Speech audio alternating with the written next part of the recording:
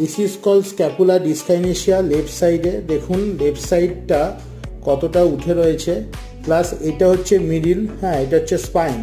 Spine থেকে এটার যে ডিস্টেন্স এবং স্পাইন থেকে এইটা স্ক্যাপুলা রাইটের যে ডিস্টেন্স, এটার থেকে এই ডিস্টেন্সটা অনেকটা বেশি, ঠিক আছে। লেফট সাইডে এটা উঠে রয়েছে, এই জন্য এটাকে এটা স্ক্যাপুলা ডিসকাইনেশিয়া। এর 3টে স্টেজ হয়, স্টেজ 1, গ্রেড 1, গ্রেড 2, গ্রেড 3। এটার একটা প্রোটোকল আছে, মানে একটা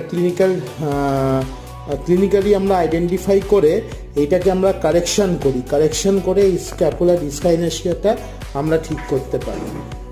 এটা স্পোর্টস ইনজুরির আন্ডারে পড়ে খুব, বাট এটাকে আমরা কারেকশন করি কনজারভেটিভলি। আমরা টেপিং ইউজ করে থাকি, আমরা কারেক্টিভ এক্সারসাইজ প্রোটোকল ইউজ করে থাকি, করে এটাকে আমরা ঠিক করে থাকি। This is called scapula ডিসকাইনেশিয়া।